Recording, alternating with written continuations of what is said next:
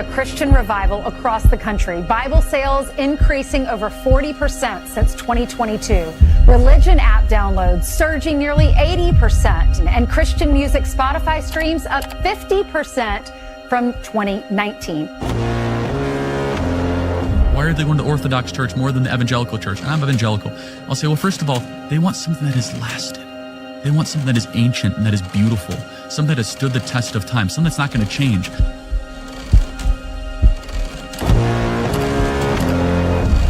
And so, my fellow Americans, ask not what your country can do for you.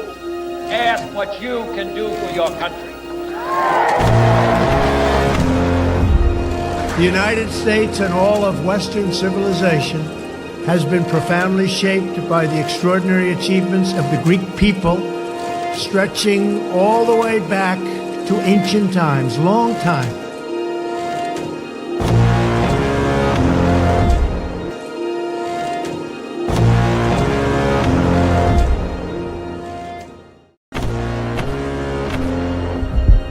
Christian revival across the country. Bible sales increasing over 40% since 2022.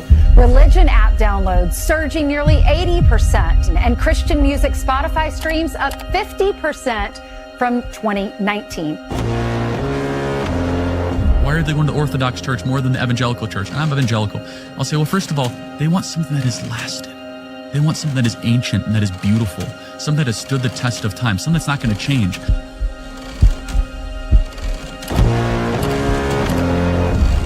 And so, my fellow Americans, ask not what your country can do for you. Ask what you can do for your country. The United States and all of Western civilization has been profoundly shaped by the extraordinary achievements of the Greek people, stretching all the way back to ancient times, long time.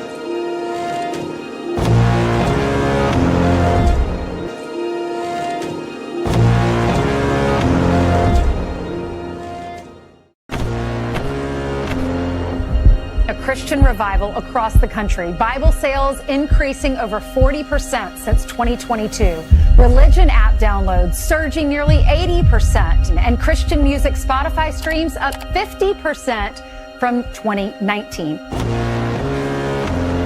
Why are they going to Orthodox church more than the evangelical church? I'm evangelical. I'll say, well, first of all, they want something that has lasted. They want something that is ancient and that is beautiful. Something that has stood the test of time. Something that's not going to change.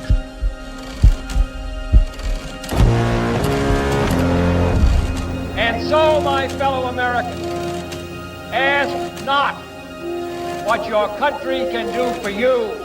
Ask what you can do for your country. The United States and all of Western civilization has been profoundly shaped by the extraordinary achievements of the Greek people, stretching all the way back to ancient times, long time.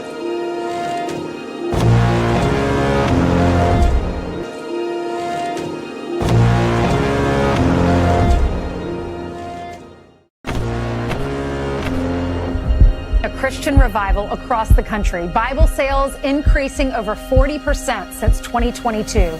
Religion app downloads surging nearly 80%. And Christian music Spotify streams up 50% from 2019. Why are they going to Orthodox church more than the evangelical church? I'm evangelical. I'll say, well, first of all, they want something that has lasted. They want something that is ancient and that is beautiful. Something that has stood the test of time. Something that's not going to change.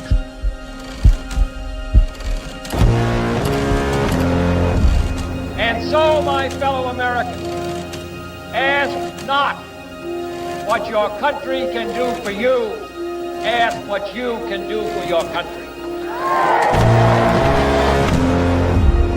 The United States and all of Western civilization has been profoundly shaped by the extraordinary achievements of the Greek people, stretching all the way back to ancient times, long time.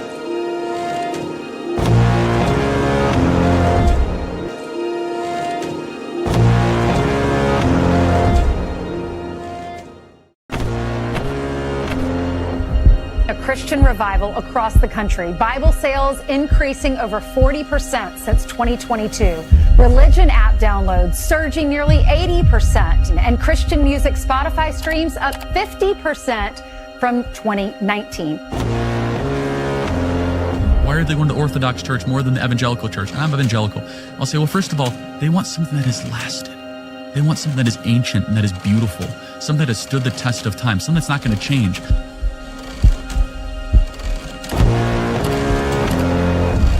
And so, my fellow Americans, ask not what your country can do for you, ask what you can do for your country.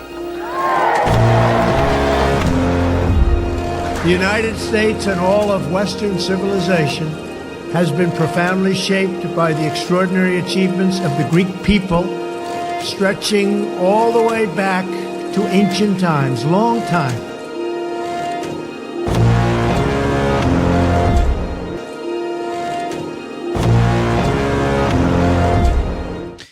All right, ladies and gentlemen, welcome back to American Orthodoxy. I'm your host, as always, Benjamin Michael. I've got a great show for you today. We're going to be refuting one of these nonsensical claims that we often see most commonly from the likes of Vivek Ramaswamy, that America is just an idea and that to be an American is simply to adopt particular American ideas. Now, I just did a show on Saturday with Ubi Petrus. By the way, guys, if I ever skip a show, it is because I am either collabing or I'm traveling. So you can always look for a collab. Usually I will post about it. I will always post about it on my Instagram. I forgot to post about it on Saturday in my YouTube community. However, you can head over to Ubi Petrus's channel if you're interested in watching our collab on the topic of nationalism. And we talked about Israel. We talked about tribalism. A lot of the topics that we're going to be going over today. Ubi is a great guy. Ubi and I go way back. He was actually like the first Orthodox Christian I ever reached out to help me in my debate prep against Voice of Reason. So he's the GOAT. Also, shout out to Argentina. Just came out of nowhere, came storming back. Guys, I got to root for Messi. All right, listen. Now that America's out of the World Cup, not that I really care. Listen, I've been a soccer fan for like 2 weeks. All right. Ever since I found out like America was kind of cooking. All right. America was kind of cooking. So, I started to take a little bit of an interest in the World Cup. It's still the gay football. All right. All right. Compared to, American football. American football mogs. It absolutely mogs. But hey, listen. All right. The World Cup, I'm not going to lie, guys. I don't even watch the games. It's like so boring. I can't even watch the actual games. I literally just watch the score. So I was looking, Argentina was down 2-0 with like 15 minutes left. And I was like, all right, Messi's cooked. So I guess I'm just not going to care about the World Cup the rest of the tournament. And then they just came storming back, end up winning 3-2. It looks like Messi had 1 goal and 1 assist. So pretty insane. I like to root for Messi. Messi seems like he's a good guy. He's a devout Roman Catholic. And he's been with his like childhood sweetheart for like his whole life. So, shout out to Messi and, congrats to all the Argentina fans, out there. And those of you who like to follow gay football. I'm not one of them, but hey, I got to root for, it's kind of like UFC. I hadn't been in UFC. I didn't really care about UFC for the longest time. And then like Sean Strickland like made me start to care about UFC, and I wanted to see these Muslims get their asses kicked. You know what I mean? And so like that kind of got me into UFC a little bit more. You know what I'm talking about? But anyways, that's kind of how I feel about Messi. I'd love to see him. I mean, he's already the GOAT. Like, let's be real. Is there really any question mark? Like, he's obviously the GOAT. I think he sealed that with the last World Cup. But if he did another one, if he won another one, that would be kind of like when Brady went to the Bucks. And by the way, it pains me to say this as a Packer fan who had to watch as the Bucks beat us in the NFC Championship game. That was one of the most painful losses, by the way, in like Packer fan history. It's like top 3 for sure. Number 1 is Seahawks 2014. That's number 1, without a doubt. But losing to Brady, Rodgers losing to Brady, when he went on to win the Super Bowl in his first year with the Bucks. Listen, Brady was already the GOAT, and I say this as a Rodgers fan. Rodgers is the most talented. Rodgers is the most talented thrower of the football in NFL history, and Brady says that too, by the way. Tom Brady has said the same thing. But Brady's the GOAT, and he sealed it when he won a Super Bowl with the Bucks. I feel like Messi has already sealed it, but he could seal it again with another World Cup. You know what I'm saying? It's kind of like that. It's kind of like how Brady was already the GOAT before he even went to the Bucks, right? But like after he won it with the Bucks, it was like, all right, like nobody's ever going to question this now. Especially with Mahomes like crashing and burning out. A lot of people were like, guys, Mahomes is going to be the GOAT. He's like the little GOAT. And then now we're kind of watching like the longevity aspect of their career is like the hardest part, right? That's what everybody gets wrong. So the fact that Brady was able to do it for so long is why he's the GOAT. And then like, you can say the same thing about Messi too. I mean, I don't know everything about his career, but I know he's been in the game for freaking ever, right? Anyways, that's not what this episode is about, but I love football, particularly the not gay version of it. American football, real football. It mogs. I was talking about this on with Ubi Petrus, guys. American football is the greatest sport in the world because it's the ultimate team sport. It's literally like chess with the greatest athletes in the world. That's basically what it is. Which, by the way, America would absolutely destroy these other countries in gay football if we didn't have American football. All right? Like, we just were, like, so disgusted by the, like, even, like, the nature of the game, gay football, otherwise known as soccer, right? That we just decided to make our own, like, way more awesome sport, right? Way more awesome sport. You know how I get everybody into football, bro? I show them the Auburn return kick for a touchdown against Alabama. Bro, that is my favorite. Okay, I have like three or four favorite football clips, all right? That one, the Auburn return for a touchdown against Alabama. That was insane, right? A very underrated one is there's a clip of Penn State when Penn State is they're at home, right? And I think they were playing. I'm trying to remember who they were even playing, but whoever it was, the away team like goes out on the field and they can't even snap the ball because of how loud the crowd is. Literally, it's the opening play.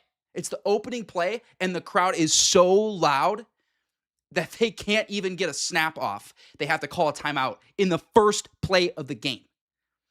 Like, just crazy hype. And then, of course, the Rodgers Hail Mary to Richard Rodgers against the Lions. That one is sealed in my brain forever as a Packer fan. One of my favorite Packer moments of all time, if not my favorite. Might be my favorite, not going to lie. Because it also saved our season, because our season was crashing and burning, right? And I hate to say this because I don't like the Minnesota Vikings. Even though I'm from Minnesota, I was raised as a Packer fan, so I despise the Minnesota Vikings. But the Stephon Diggs touchdown against the Saints, bro, in the playoffs was insane. When you listen to the audio of the crowd, bro, when they realize he catches the ball and then they realize he's about to score a touchdown for the win at the buzzer, bro, triple zeros. The crowd noise is deafening. I love that. I just love it. And I say this as a Packer fan. That's like, so those are probably my four favorite American football clips. Listen, soccer can be hype too. All right, it can be hype too, but nothing will ever match that. Especially, honestly, college football, like, in some ways is more hype. I think the only time you really match college football hype in the NFL is in the playoffs. Like, when you have crazy shit like that happen in the playoffs, like that's what the Stephon Diggs play that was against the Saints in the playoffs. That's where you get like the college level atmosphere. You know what I mean? Football is such a crucial aspect of American culture. So even though it's like goy slop, like obviously it's goy slop. We all know that. All right. But even though it's goy slop, I still love it. All right. I still love it. I can never get into baseball, bro. Someone was talking about baseball in the comments. I just can't do it, man. It's so boring. Football is the perfect amount of scoring. You guys ever think about that? So I always say like hockey and soccer are like, they're not enough scoring, right? And then like basketball, and then baseball also is not enough scoring. And then like basketball is too much scoring, right? Football is the perfect amount of scoring. They don't overdo it, but like they still keep you like, you know, on the edge of your seat, like at all times, right? Because you never know when Josh Allen's going to bomb it 65 yards down the field for a touchdown, right? I love Josh Allen too. He's a Wangaff. We love Josh Allen. Rodgers is my GOAT though. Rodgers will always be my GOAT, Wangaff. And if you haven't seen the perk edit of Rodgers, bro, oh my goodness, you got to look that up. Just search on Instagram, Aaron Rodgers hate being sober, bro. Unmatched. That edit is so fire. So fire. All right. We got bigger things to talk about, guys. I'm sorry. I get carried away. I love football. All right. I love football. I'm sorry. It's my goy slop. It's my goy slop that I can't stay away from. But hey, is it really is it wrong if I know it's goy slop? You know what I mean? Like if I know it's goy slop, is it really the worst thing ever? You know, that I love football? You know what I mean? If I know what's happening, if I know that they're using this as a tool of propaganda so I can see through it, you know what I mean? Am I coping? Chat, am I coping? Let me know if I'm coping. But anyways, we got a great topic today. I'm very excited to talk about American identity because I get asked about this literally all the time. One of the top questions I always get is what is an American, right? What is an American? So we're going to dive into this topic. Please like the live and subscribe, guys. Those of you who've been following me know that YouTube's been nuking me ever since my first couple episodes, but it's okay. We're going to push through it. My Instagram's been cooking. My Instagram has been cooking, so I'm white-pilled. I'm white-pilled on that. If you're not following me on Instagram, you're missing out. I post on Instagram every day. I post on Instagram just about every day. Real Ben Michael on Instagram. Go give me a follow. And join my group chat, Save the West. That group chat is popping all the time, bro. I'm telling you, 4 o'clock in the morning, there's people talking in that group chat. It's crazy. That is the group chat that never sleeps. And it's all Orthodox, far-right people. It's freaking goated.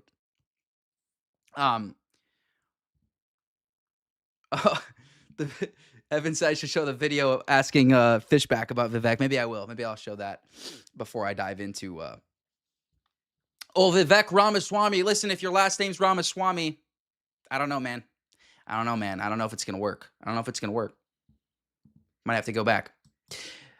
Kind of joking, kind of not. All right. So anyways, please like and subscribe. And thank you for the super chats already. Got a couple out the gate. As always, I'll go over all of them at the end. And as always as well, I'll be doing a members only live stream at the end for a couple minutes. Show you guys some banger Saints quotes that I can't show on stream. By the way, how do you guys like the white boy summer look? You know, I got the short sleeves. I got the backwards snapback. I'm trying to embody the white boy summer. All right? It's freaking hot here. It's over 100. It's been over 100 degrees every day. Bro, I've been cooking out here. All right? We were on the lake a week and a half ago. Bro, it's white boy summer. All right? So I'm rocking the white boy summer look. So please like and subscribe. Let's move on to the actual topic. So I want to show out the gate here this beautiful quote from the Federalist Papers. So the Federalist Papers were written by a couple individuals, one of which being John Jay, who is one of my favorite founding fathers. In fact, I just found out today, John Jay actually left the Reformed tradition to become Anglican, which is pretty sick. I think you're already a mod, aren't you, Akathist? Are you not a mod, bro? I thought you were. Sorry, bro. Could have sworn I made you a mod already.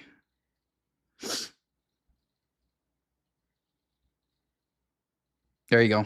Now you are. But anyways, what was I saying? White boy summer? What was I saying after white boy summer? All right, yeah, now you're good, bro. Now you're good.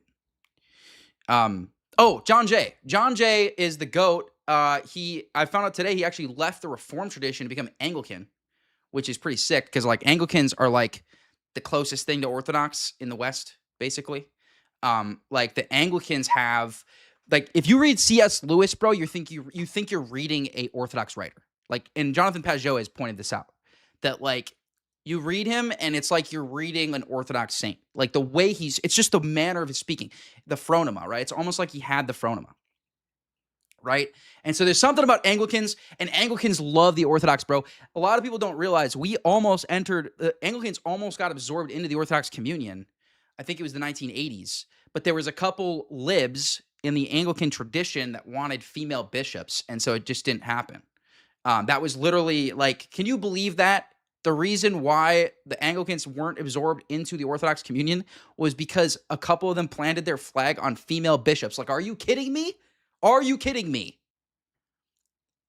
Bro, you know how much we could have cooked Rome so bad with that, bro? We could have cooked Rome so bad if we had absorbed the Anglicans into our communion. There was actually, like, in the early 1900s, I even think that there was like some shared sacraments, but anyways, all this to say, John Jay is solid, and Anglican is as close to Orthodox as you're going to get in the West, except for those that actually converted to Orthodoxy, like Philip Ludwell III,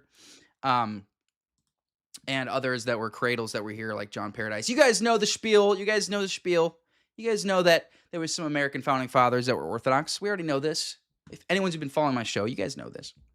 So this is from the Federalist Papers. Guys, the Federalist Papers are literally like the most authoritative. You guys have heard me reference Joseph Story's commentary on the Constitution. The Federalist Papers are even more authoritative. So Joseph Story are like his commentary is like the second most authoritative. The Federalist Papers are the most authoritative, right? And I just absolutely love this passage on shared identity here. Again, this is from John Jay in the Federalist Papers, right? It says this: with equal pleasure, I have as often taken notice that Providence has been pleased to give this one connected country to one united people. And then it's going to define what this united people is. A people descended from the same ancestors, speaking the same language, professing the same religion, attached to the same principles of government, very similar in their manners and customs, and who, by their joint counsels, arms, and efforts, fighting side by side throughout a long and bloody war, have nobly established general liberty and independence. Guys, America is an idea. Oh, really? America's an idea? Does this look like a freaking idea to you? Shared ancestry? Speaking of the same language? Professing the same religion? By the way, general Christianity is what they mean by this. We know that from the all the Supreme Court decisions early on that explicitly say this. We know that from Joseph Story's commentary. When they're talking about the same religion, they're talking about general Christianity, which obviously there's problems with that from an Orthodox perspective, but the point is that they saw all Orthodox confessions, by Orthodox I mean little o, so Trinitarian confessions, right? We're talking about the Reformed tradition, we're talking about the Anglicans, we're talking about the Orthodox, the Catholics. Those would be like in that category, right? We're not talking about heretics, we're not talking about Arians, we're not talking about deists. Nope. It's a total lie that the majority of founding fathers were deists or even that they were Masons. All right? All that is bullshit. The vast, vast, vast majority of the founding fathers who signed the Declaration of Independence and the Constitution were confessional Christians who were not Masons. The vast majority. Over 40 of the 55 or 56 that signed the Constitution and Independence were confessional Christians who were not Masons. Now, was there Masonic influence? Yes. Everybody, when they hear me say this, they're like, what are you talking about, Ben? Like, there's clearly a Masonic. Have you seen the dollar bill? Bro, I know there's freaking Masonic imagery. I know there's Masonic influence. I'm not retarded, okay? I'm just saying. Now, and by the way, the reason for that is because the Masonic fathers ended up getting propped up, which I've made the point that looked like that was a sign of the subversion, right? Like, why is it that the most famous founders, right, are like Washington, Franklin, like Jefferson, right? Like the Masonic least religious founders, right, are like known as like the prominent founders, even though the vast majority didn't fall into those categories, right? So all this to say, this is a just phenomenal summary of what it means to be an American. What is this America that we're even talking about? Well, it's shared ancestry, it's shared language, it's a shared religion, and it's a shared principles of government, and it's shared manners and customs. That's what the Federalist Papers says. So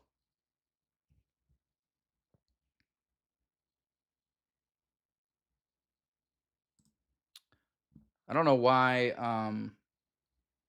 Akathis comment is like showing up weird in the thing here. I can't tell if it was a... Is that just a normal comment, Akathis, or did you send some sort of thing with that? Because it's showing up weird on my YouTube, but it's not showing up weird on my OBS. I don't know why. I'll just pin it just in case, and I'll do it at the end with super chats. All right. So all that being said, we're gonna look at some things that old Teddy Roosevelt, as many of you guys know, anyone who listens to my content knows Teddy Roosevelt is one of my favorite presidents. Top three of my favorite presidents.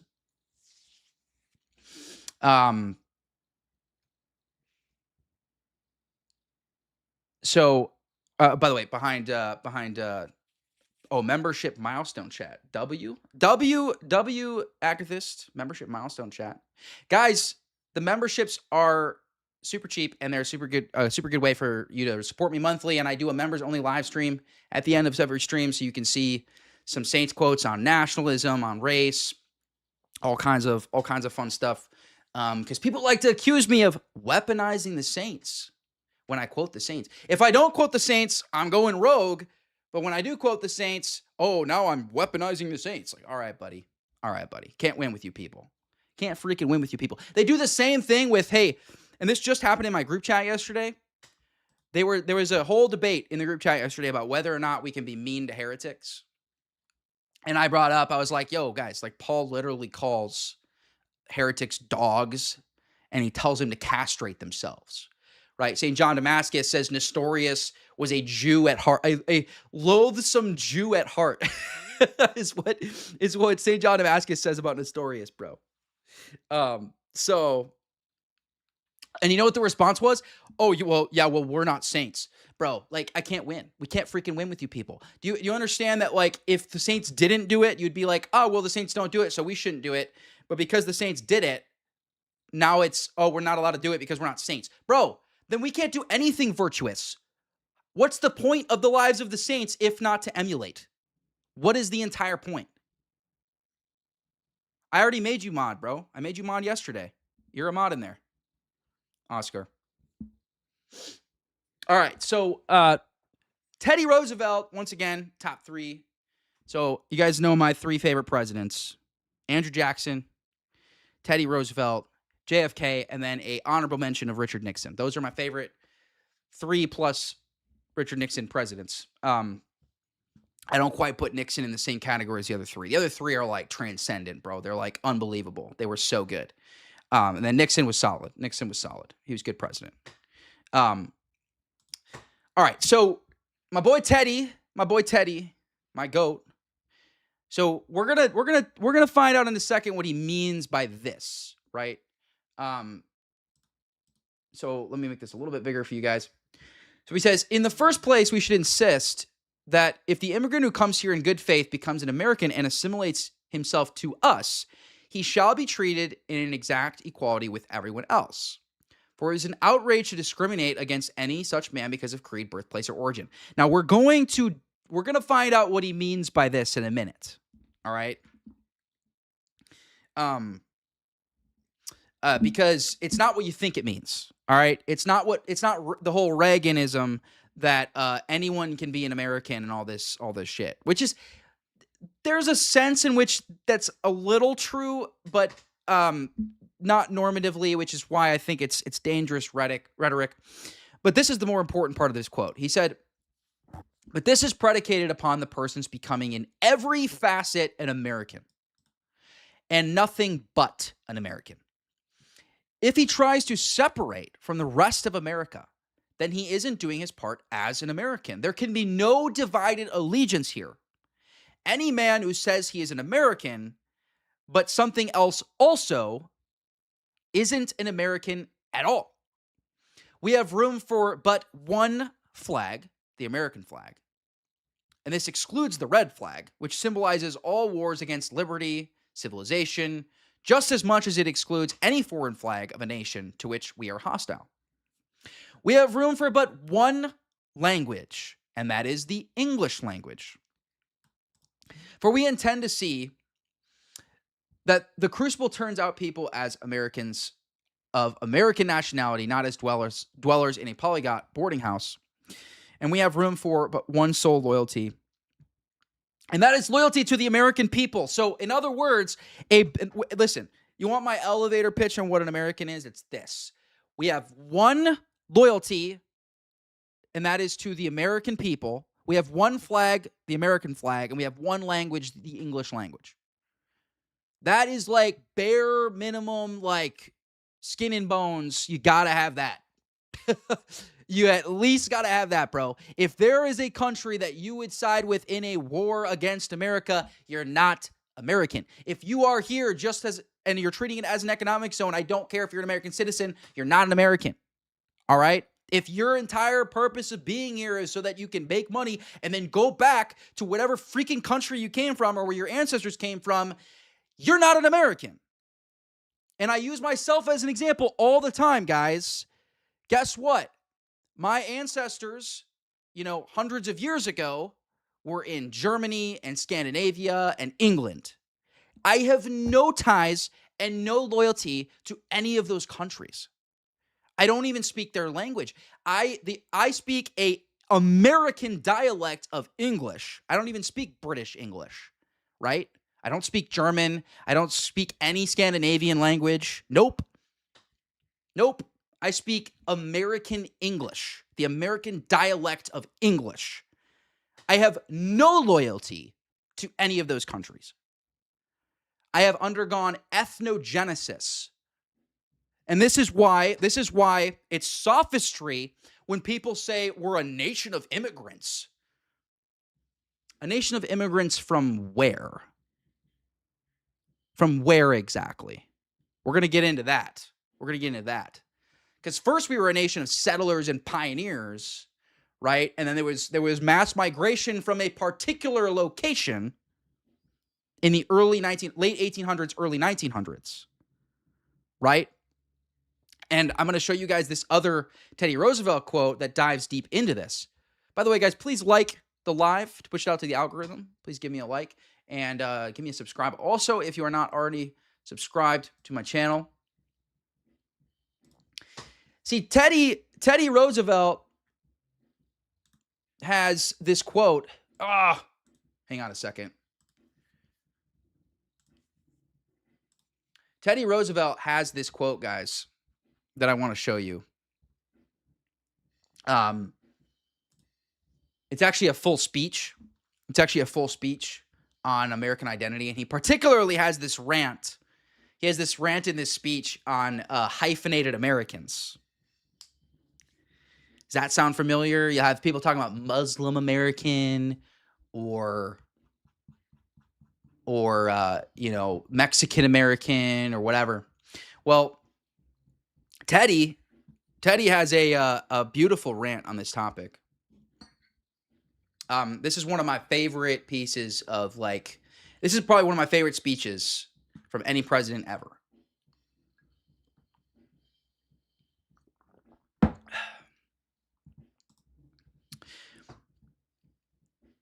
So he says this about hyphenated Americans. What is true of creed is no less true of nationality. There is no room in this country for hyphenated Americanism. Whoa. There is no room in this country for hyphenated Americanism. When I refer to hyphenated Americans, I do not refer to naturalized Americans. Some of the very best Americans I have ever known were naturalized Americans. We're going to find out who he's talking about in a moment here. Americans born abroad. But a hyphenated American is not an American at all. This is Just as true of the man who puts native before the hyphen as the man who puts German or Irish or English or French before the hyphen. What are you guys noticing about the examples he uses? What's true of these 4 ethnicities or nationalities? What's true about these 4? Why is he using these 4 as an example? We're going to dive into that. Americanism is a matter of the spirit and of the soul. Our allegiance must be purely to the United States. We must unsparingly condemn any man who holds any other allegiance. But if he is heartily and singly loyal to this republic, then no matter where he was born, he is just as good an American as anyone else. The one absolutely certain way of bringing this nation to ruin, this is so important, you guys. This is so important here.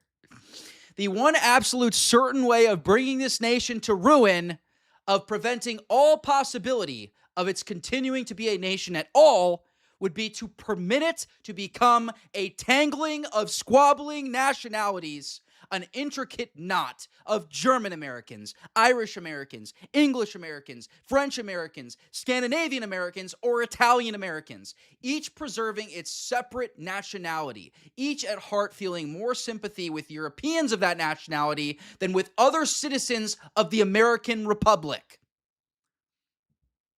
The men who do not become Americans and nothing else are hyphenated Americans, and there ought be no room for them in this country.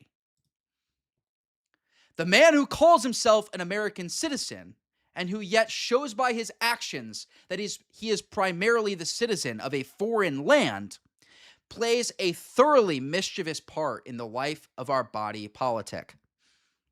He has no place here. And the sooner he returns to the land which he feels his real heart allegiance, the better it will be for every good American. Listen to that again. He has no place here, and the sooner he returns to the land to which he feels his real heart allegiance, the better it will be for every good American.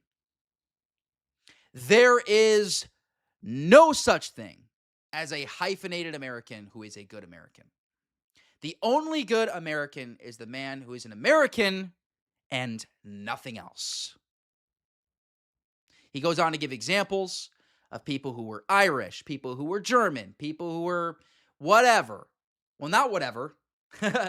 Not whatever. No, people who were European. You see, important context. See, this is where the subversion happens, guys. This is where the subversion happens. When people read quotes like this, where he says, in the first place, we should insist that the immigrant who comes here in good faith becomes an American and assimilates himself to us. He shall be treated with an exact equality with everyone else, for it is an outrage to discriminate against any man such because of creed, birthplace, or origin. Guess what? Teddy Roosevelt himself, he himself discriminated based on creed, birthplace, and origin because he limited immigration to Europe. It was European immigration. So when he's over here talking about how hyphenated Americans, right, are not real Americans, and the examples he gives are German, English, Irish, French, Scandinavian. What do all those have in common? They're all European.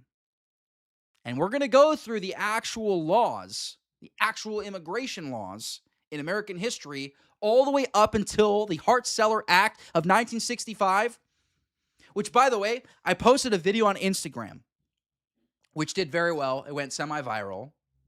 And basically the gist of the video was, hey, guys, if you're young and you get called racist because of your political views, who's it usually coming from? Isn't it coming from these boomers and these Gen X, the normie Gen Xers? By the way, guys, everybody gets mad at me when I make generalizations about these generations. All right, let's be real. generally speaking, those generations are cooked. Guess what? That's true for, honestly, like pretty much all generations. I'm not going to lie. But I'm white-pilled about Gen Z. We're going to see how that goes. But anyways, I posted this video. I was like, as young people, we get called racist, right, by the boomers and the Gen X, when it was their fault that we're in this position. Do you think I want to be the bad guy? You think I want to go around talking about mass deportations and remigration all the time? I want to sing Kumbaya with everybody. I wish race wasn't real. I do. I wish national identity wasn't real and divinely prescribed, which we've shown many times. We've shown many times from the saints. I wish more than anything that was the case.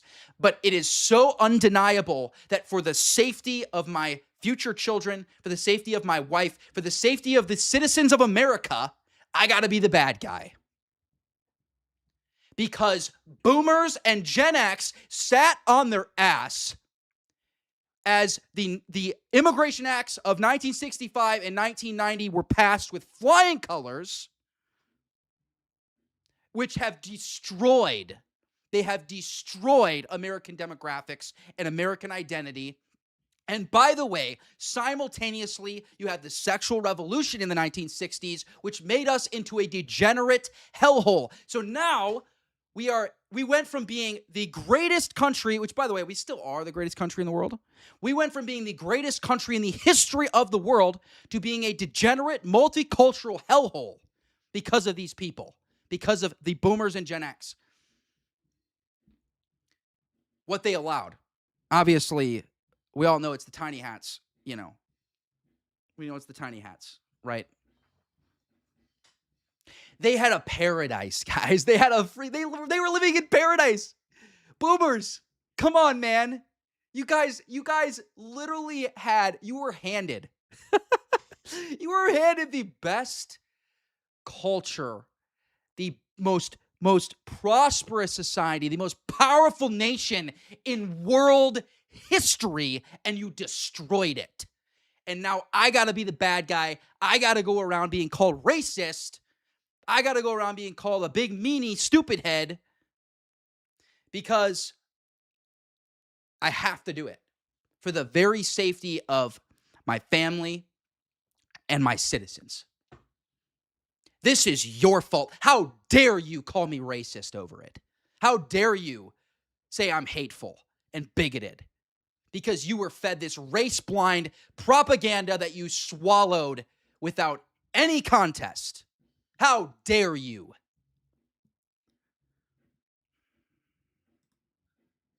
Anyways, Teddy, guys. Teddy's the GOAT. He's the GOAT, man. He's the GOAT. You know how, bro, it honestly breaks my heart thinking about like him seeing what America has turned into today. It breaks my freaking heart, man.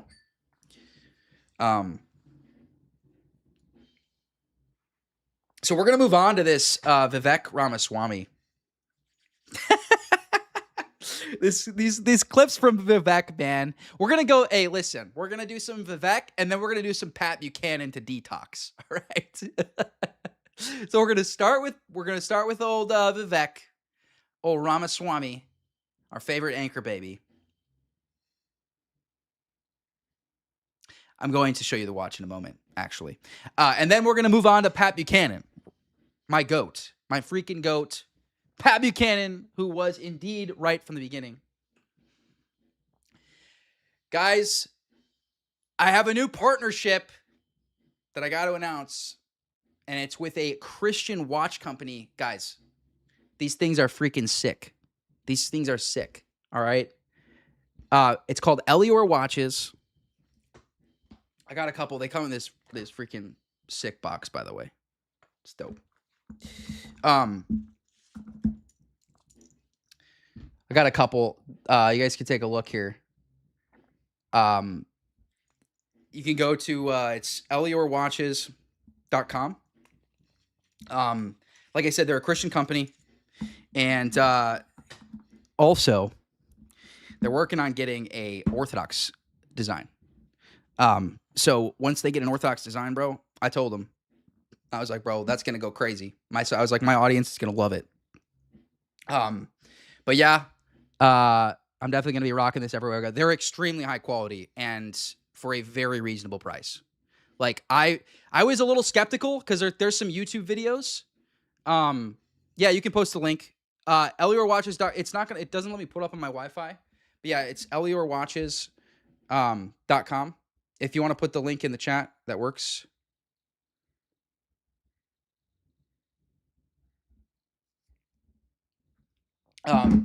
And for some reason my Wi-Fi doesn't let me go. Yeah, thank you. I have to do it on my data.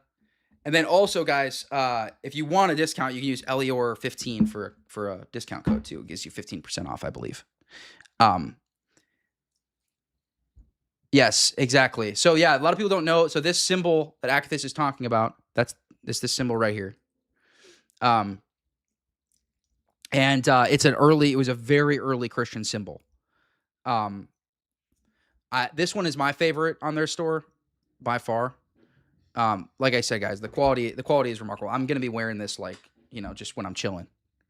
But you can support a Christian watch company and get some freaking, some bling at the same time. So just saying, I'm just saying, not saying, I'm just saying. And shout out to Elior for their support of me and my show and my platform. I appreciate you guys. So that being said, let's dive into Vivek Ramaswamy, our favorite heritage American. Everybody knows that Ramaswamy is a heritage American name. Everybody Lack knows an that, answer to that. Right? I mean, I know that. Hopefully you guys know that. Please like and subscribe if you aren't already subscribed to my show. And most importantly, like the live. Let's push it out to the algorithm. Let's get started here with Phil Vivek. What does it mean to be American today? I think we lack an answer to that question. Our lack of an answer to that question is the black. Bro, I can't even stand his voice, bro. Like his voice just like, you know what I mean? You guys know what I'm talking about? Like, I don't even know how to describe it.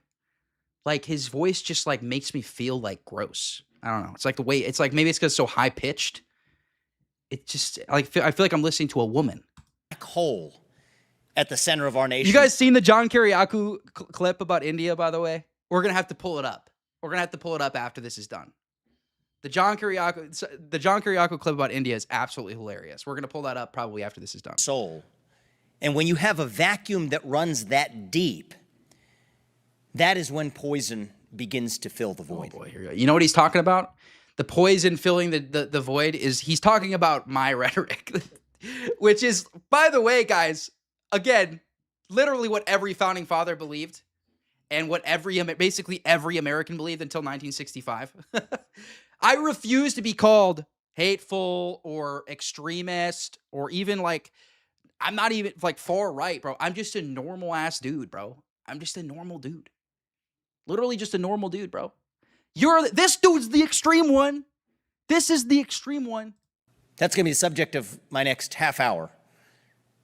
Taking a stab at the answer of what it does mean to be an American in the year 2023.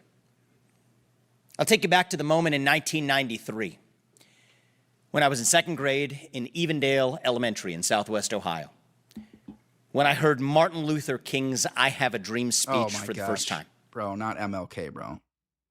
Not MLK, bro. Oh my gosh, dude. Literally like heretic, adulterer, like heretic like sevenfold, bro. Like bro denied the virgin birth. He denied divinity of Christ. He was a perpetual adulterer, like well known. He was multiple accusations of sexual assault. Like MLK was a horrible human being.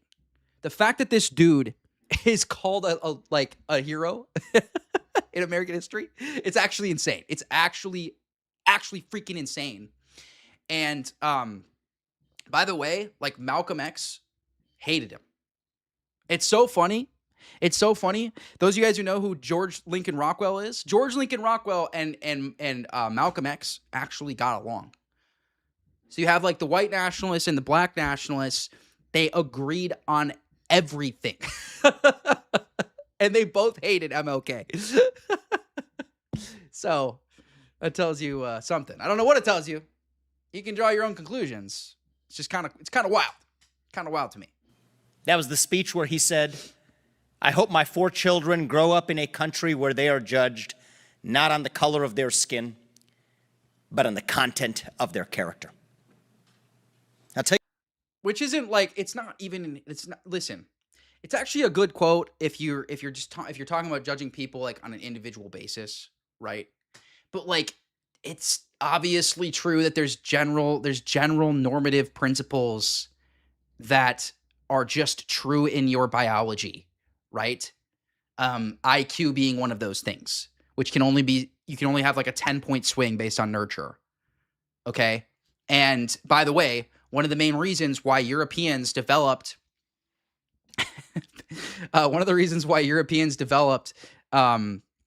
a higher IQ, right, is because they had to deal with the seasons, right? So they had to build internal shelters, and then what do you do when you're inside? Well, you read, you study, you continue to further your intellect, right?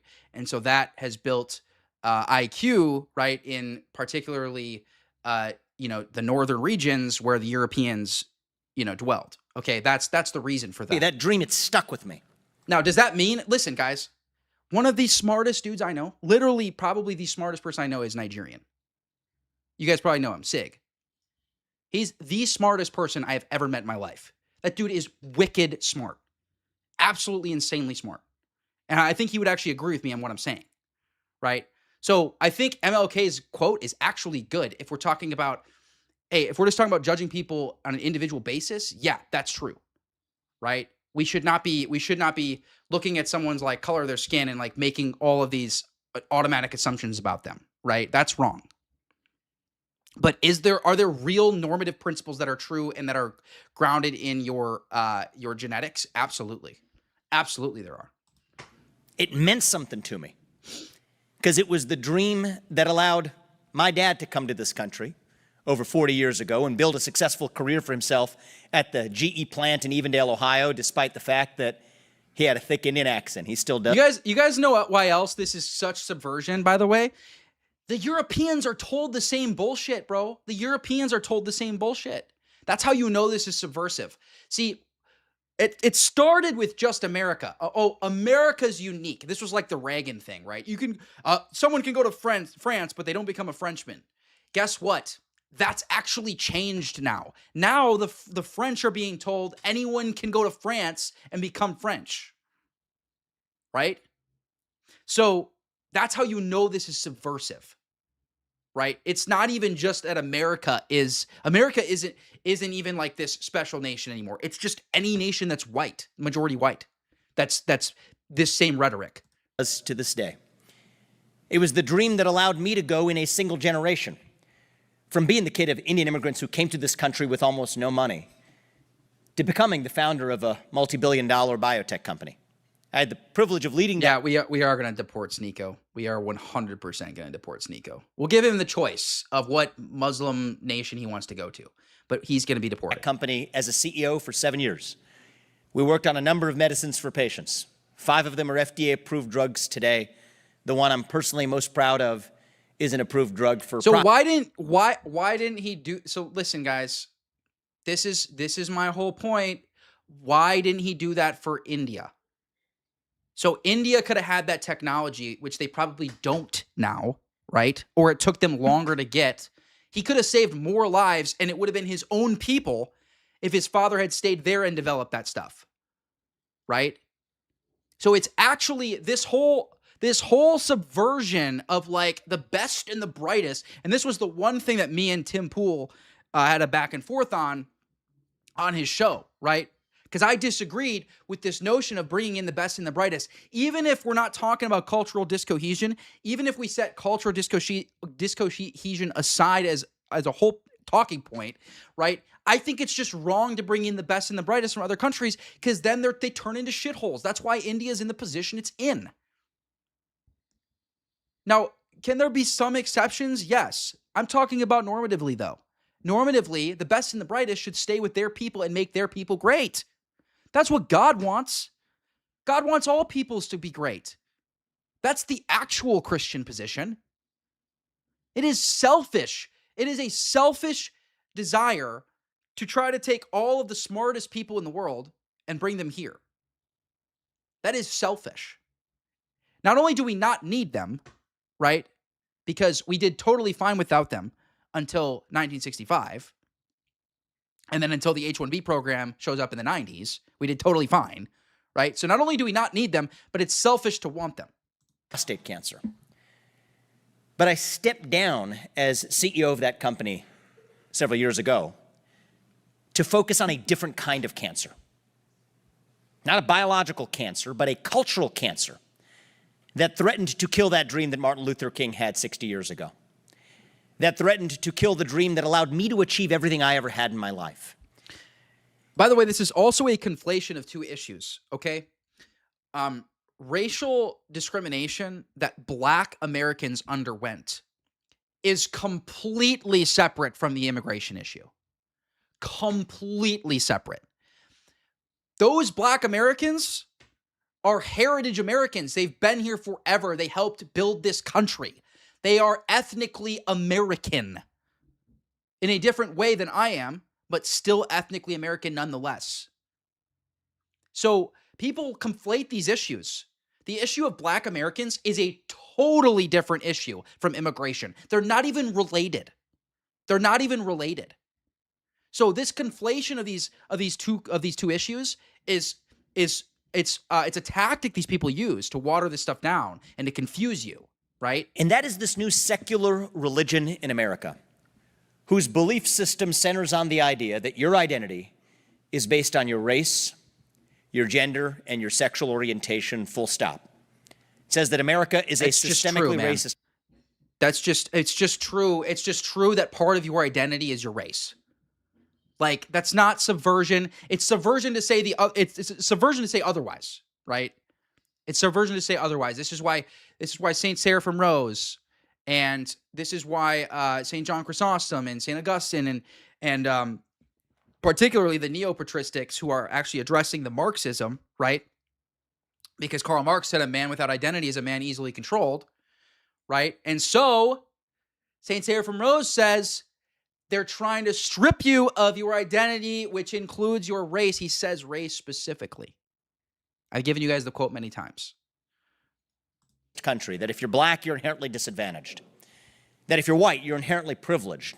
No matter your economic background or upbringing, your race and your gender govern who you are and what you can achieve in life. And to an extent, it's true. Not in the way that the left says it, like he's pointing out. He's right about his criticism of the left.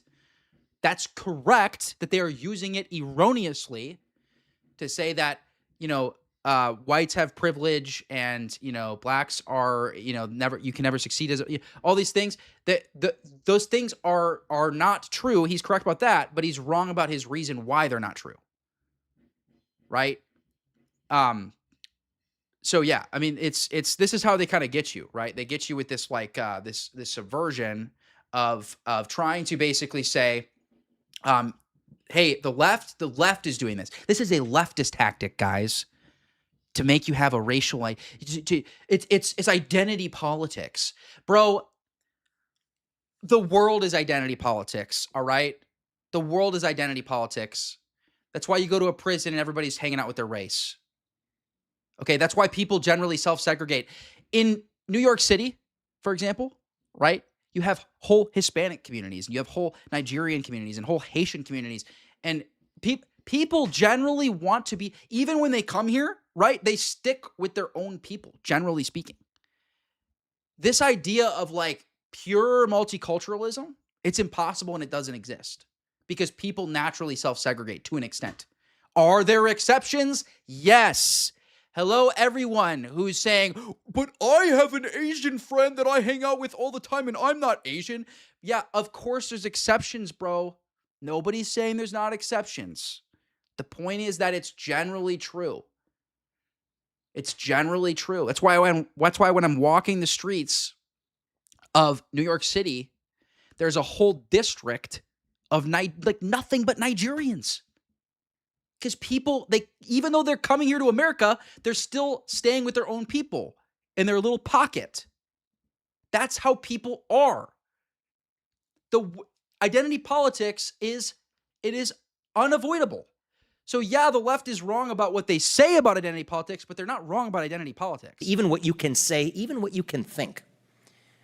It's a really clever statement of this new philosophy from Congresswoman Ayanna Pressley of the Squad. I'm grateful to her for articulating it so succinctly when she said that we do not want any more black faces that do not want to be a black voice, that we don't want any more brown faces that don't want to be a brown voice, end quote.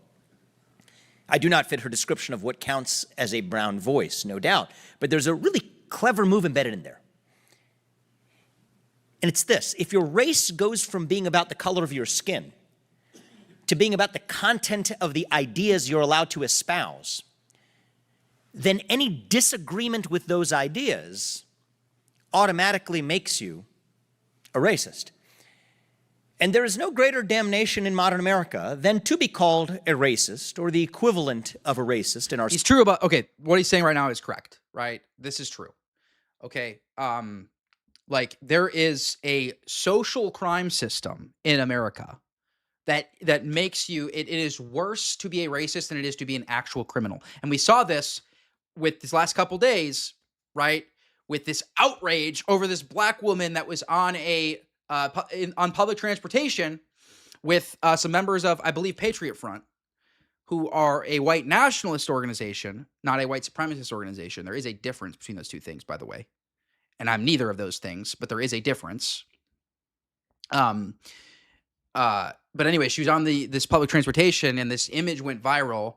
And then it turns out that she also is a criminal for, I believe, public indecency. But anyways, the point is that these white nationalists were guilty of a greater crime than the man who stabbed Irina Zarutska, according to the left, who they're trying to justify, right? So it's very clear that in the social crime system of today, it is worse to be a racist than it is to be an social actual hierarchy, murderer. Climate denier, bigot, homophobe. Which is also why in the Pacific Northwest, you had a guy who literally got stabbed by a black guy. And after he got stabbed, he called him the N-word. And the black assailant didn't get charged with assault because he got called the N-word after he stabbed him. So actual crime is literally lower on the violation list than being racist. And so when given the choice between pledging allegiance to this new religion and being tarred with the scarlet R, everyday Americans are choosing to bend the knee. And that is what's created this new culture of fear in our country. Fear of losing your jobs, fear of your kids getting a bad grade in school, fear of becoming a pariah in your own community. And that culture of fear is what's replaced our culture of free speech in America. And if you ask me, the best measure of the health of any democracy, especially American democracy, it isn't the number of ballots that get cast every November. That's just fetishizing the final act at the end of the process. It is the percentage of people who feel free to say what they actually think in public. And right now we are doing abysmally on that metric. The funny thing is, a lot of these guys, like James Lindsay is in his camp too, they'll try to cancel someone further right. So like they call us the woke Reich or the woke right. And they will try to cancel us, right? They'll try to cancel us for what we say, right? And the rhetoric that we use, right? And then they'll ostracize the left for doing the same thing to them, right? So this is one of the big reasons I don't really attack people. Like, first of all, I don't really consider anyone to be further right than me, because there's this mistake that like being more right wing is being more cruel, which is wrong. Being more right wing is just enforcing Christian ethics with more order, and I believe that I do that to the maximum extent. I don't think there's anyone that advocates for more order in enforcing the Christian ethics than me, like in my position. So I think I'm as far right as it goes, to be honest. But people that are maybe like generally considered to be more right wing than me, because they're more cruel, I usually don't attack them, right? Because I know how much they're already attacked. Like everybody's already attacking those people. Why do I need to like jump on the bandwagon? You know, like, oh, so bold of me to attack these people that literally everyone is attacking. Like, it just doesn't make any sense. Like, I'm gonna go after the people that nobody's talking about, that nobody's criticizing. Now, in order to know where you want to go, you have to know what got you to where you are. And part of the story of what got us here actually began through none other than a perversion of capitalism itself. Oh my gosh. Dating back to the 2008 financial crisis. On the back of the bailouts, in the wake of the 2008 financial crisis, something really interesting happened in this country. It's not just that Barack Obama was elected president, though that was part of it. In the wake of the bailouts, there was a grand bargain in this country, an unspoken grand bargain between big business and what used to be our conception of big government. It went like this, okay? If you're going to get that public money to save the bankers when times go bad, but you made a lot of money when times went good, then the Occupy Wall Street movement has a claim on that wealth. What the Occupy Wall Street movement said is, we're going to take that money from those wealthy corporate fat cats and redistribute it to poor people to help poor people. But right around that time, there was a new birth of progressivism in this country that had a different theory of the case. What they had By the way, like, there's nothing wrong with like socialist policies like that. Like, I believe in incentivizing good things, like taking tax dollars and incentivizing children in wedlock. Like, I believe that that is a good thing that we should be doing. People might call me socialist for that. I do not care. I'm not this like staunch capitalist. Like, capitalism, listen, I had Prax Ben on my show. I think he does a really good job of defending capitalism. He particularly defends like a Christianized form of capitalism, which I think is probably the most feasible economic system in America. You know, obviously I subscribe to Coach Rianu's economic system, which I've posted many times in my group chat on Instagram. So if you guys want to be part of that, you can go to my link in my bio on Instagram. I post Coach Rianu's economic theory there. It's very excellent, but honestly, it's probably not feasible in America without some like crazy reset. Like, we'd have to have like an economic reset, right? So I think Prax Ben's sort of form of Christianized capitalism is probably the best we're going to get here in America. And you know, to be honest, yeah, it is a form of corporatism. It's actually based on the medieval guild system. Coach Rianu's system is. But all this to say, one of the things that Coach Rianu talks about too is like this looking at the nation as a body of people, and like that is the priority is the nation rather than the individual, right? And so basically, like, he uses the example of like a university and like selecting individuals based on you know, how that individual will be able to contribute to national prosperity, right? That should be the priority over like the individual itself, if that makes sense. And so it's basically like flipping the hierarchy of like how we prioritize things, right? And it's putting the nation and the community, the community as a whole at the top, right? Which some would say is socialist. I don't really care what you call it. It's, first of all, it's biblical, right? This is how the church operated in Acts, right? And this is one of the critiques that the left gets right, guys. This is one of the critiques the left gets right. We're greedy. We are overly greedy on the right. This capitalist sort of like mighty dollar at the top of the hierarchy, that is wrong. That is wrong. Now, we should be making money. By the way, we need money. We need money in order to build churches, in order to build our communities. These are good things. But making money to have disproportionate possessions is sinful. That is a sinful desire. If you just want to make money to increase your possessions, that's wrong. And it's not American because it's not Christian, right? It's good to want to be wealthy, and we need people with that gift to be wealthy in order to build churches, to build communities, to back candidates that are going to implement good policies. we have to do those things, right? This is how we don't sell out to the Muslims or to the Jews. We have our own money. That has to be the case in order for us to get into office. That's all true. But what St. John Chrysostom explains is that wealth is good insofar as your possessions remain proportionate to your needs. That's what St. John Chrysostom says, right? So if you guys want more on that topic, like I said, Prax Ben does an excellent job breaking it down. You know what? The real problem wasn't quite just economic injustice. It wasn't quite just poverty. No, it was racial injustice and misogyny and bigotry and climate change. And that actually presented a lifeline. Is anyone actually buying this bullshit anymore, bro? These talking points are they're just like so overdone. Like people are so tired of this, bro.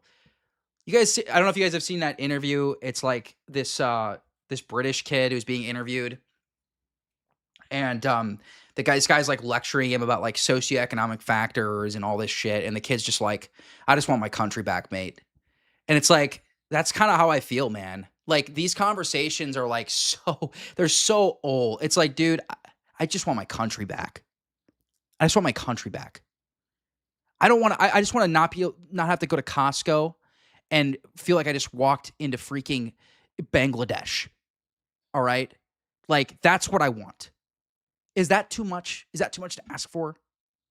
To not feel like a freaking foreigner in my own country? To not have to listen to a guy named Ramaswamy tell me about my country's identity? Is that too much to ask? To big business in this country. Because if you're Wall Street, you don't like Occupy Wall Street very much, but the new woke stuff is actually pretty easy. You applaud diversity and inclusion, put some token minorities on your boards, you muse about the racially disparate impact of climate change after you fly in that private jet to Davos. It's pretty good work if you can get it. But they didn't do it for free. There was an implicit ask in return that the new left looked the other way when it came to leaving their corporate power intact. And it worked so well for Wall Street that Silicon Valley then get in on the act. What Silicon Valley realized was that the old version of break up big tech used to come from the left. Well, here's what we can do. We will use our monopoly power to advance your ideas. We will use our monopoly power to take down hate speech or misinformation as you define it, but we will not do it for free. We expect the new progressive movement to look the other way when it comes to leaving our monopoly power intact. That is the story of this arranged marriage. It is not an arranged marriage of love. It is more like mutual prostitution.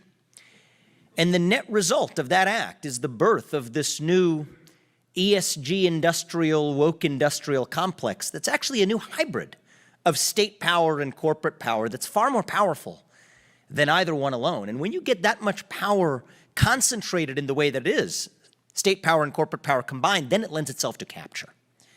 And that's what happened in more recent years when a new actor showed up on the scene and turned that arranged marriage into a three-party affair. That is the Communist Party of China. Oh my They gosh. understand this game far more deeply than any of us do. What they realized is, okay, now, we can take this one step further. If we can get those same companies that will critique the United States relentlessly, that will apply emissions caps over there in their apologist model of capitalism, to do business in China without saying a peep about the actual human rights atrocities over here, we have undermined America's greatest geopolitical asset of all, and that is not our nuclear arsenal. It is our moral standing on the global stage. That's how you get Disney, who 2 years ago will say it can't shoot a film in the state of Georgia if Georgia passes an anti-abortion statute, that says it cannot abide a new law in Florida that prevents public school teachers from teaching 6-year-olds about transgenderism and gender identity, but will go in the same period to film Mulan in the Xinjiang province of China, literally ground zero of the Uyghur human rights crisis, where there are over 1 million religious minorities enslaved in concentration camps, subject to forced sterilization, communist indoctrination, and worse, without saying a peep, until the very end of the movie. You could still see it in the credits today, where they say, we thank the local authorities for allowing us. I just can't believe we're still doing these talking points, bro. This is crazy. Reminds me of those trees in Harlem. That was what Disney got out of that trade. But it turns out every other company's doing the same thing. Nike, BlackRock, Airbnb, JP Morgan Chase, the NBA. Why do they do it? The answer is actually really simple. It comes down to money. Because if I want to see if he, USA, USA, USA. I want to see if he actually in any of these, if he actually like talks about the important issues. Just do entire streams reading for my legionaries. That'd be based. I literally keep it right here, bro. It's good to be here. It is truth spoken with courage. You guys ready for some truth tonight? Let's talk truth. I'll tell you about a private conversation that Charlie and I had about a year ago. It was here we go. He's going to weaponize Charlie Kirk and say that Charlie Kirk believed that America's an idea and all this bullshit. Guys, Charlie used to believe that. It's unfortunate. Charlie used to believe that. There's some very painful clips of him in the past. But as actually, like, it's very unfortunate because, like, right before his death, like there's a clip like a month before his death where he got asked directly, like, if America was nothing but like ethnic Indians, but it was Christian, would it be America anymore? He said no. And he said that there is a racial component to American identity. So Charlie was starting to come around to this. So it's honestly disgusting that Vivek would use this as like a weaponization, right? A weaponization to push his garbage subversive propaganda. October of 2024, in the lead up to the presidential election. We had a double header that night. We started at Georgia State with one of the Prove Me Wrong events. And then we had a turning point event at UNC, and we traveled and we flew together. That's awesome. And we had one of our deepest conversations. It was about faith. It was about theology. We went broad, and Charlie is such a curious guy. But the thing I asked him is, how do you define faith, Charlie? And he didn't miss a beat. He's really good at this. He said that faith is about... By the way, it's even worse because Vivek is actually Hindu. It's even worse because he's actually Hindu, right? It would be like, if he was Christian, it would be different, right? It would be a little bit different. But bro is literally worshiping sand demons. He's literally out here worshiping sand demons, right? His last name is Ramaswamy, and he's lecturing us on what it means to be an American. Something that you cannot see. So we've fallen subject to this culture of empiricism and rationalism that in this moment in America, we say, I have to believe it to see it. But sometimes you have to believe it to see it, right? I have to see it to believe it's usual culture. Charlie said, no. Having faith means I actually have to believe it to see it. W. Charlie. We're going to talk about faith tonight. Not so much faith in God or in religion, but faith of course not. In our country, a civic faith. Oh, boy, here we go. Civic faith. So he's going to give this civic nationalism bullshit. It's all so tiresome, bro. A faith in the United States of America. And to understand in reviving our faith in America, we have to understand who we really are as Americans. That is the question of our time. What does it mean to be an American in the year 2026? There are three competing visions right now in the country, and it's worth seeing them for what they are. The first two are wrong, and in my view, the third one is unambiguously correct. The first of those visions comes from the woke left. The woke left says your identity is based on your race, your gender, your sexuality, your genetics. Last 4 or 5 years in this country, they labeled... We already listened to him yap about that, so we're skipping it. You're a racist, a bigot, a homophobe, a transphobe, which created a new culture of fear in our country that spread like an epidemic, a fear that replaced our culture of free speech in the United States of America. And that was un-American. And we defeated that woke left at the ballot box last year when we sent Donald Trump back to the White House in November of 2024, thanks to the efforts of Charlie Kirk, perhaps more than anybody else in this country. By the way, Charlie would be so... I honestly... The thought of like Charlie already started, he was very opposed to the Iran conflict. He was very questionable about October 7th. He was starting to question this stuff. I think, it's actually sad to think about, how happy he was when Trump was elected. and just how devastated he would be at how much of a traitor he's become. How much of a traitor he's become. I've given you guys the 3 ways he's been a traitor in the past, right? He promised us mass deportations, did not deliver, has not delivered. He promised us the Epstein files. Not only did he not deliver that, he ostracized everyone who tried to deliver it. Right? And by the way, yeah, Nancy Mace, Thomas Massey, Marjorie Taylor Greene, all these people, right, that Trump ostracized now. He ostracized them because they pushed for the Epstein files be released. And he promised us no new wars. In fact, he promised us to end the conflict in Ukraine, which he has not done, and he started a new war with Iran. So, which, by the way, he's declared victory like 8 times. Like every couple of weeks he declares victory. That's the woke left's vision, and they get it wrong. Now, when I left my career as a biotech CEO and I was talking to people in Silicon Valley and Wall Street about this, that took courage. I'm going to admit it doesn't take that much courage for me to come here and tell you all about criticizing the woke left. Now let me get to the harder part.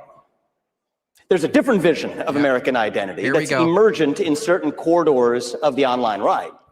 And it says that your identity as an American is based on your lineage. Very true. How long you have been in the country, your lineage and your genetics tied to the blood and soil of the country determines how American you are. It is the idea of a heritage American that says the truest form of an American. I actually think heritage American can be subversive. I like to use the term ethnic American,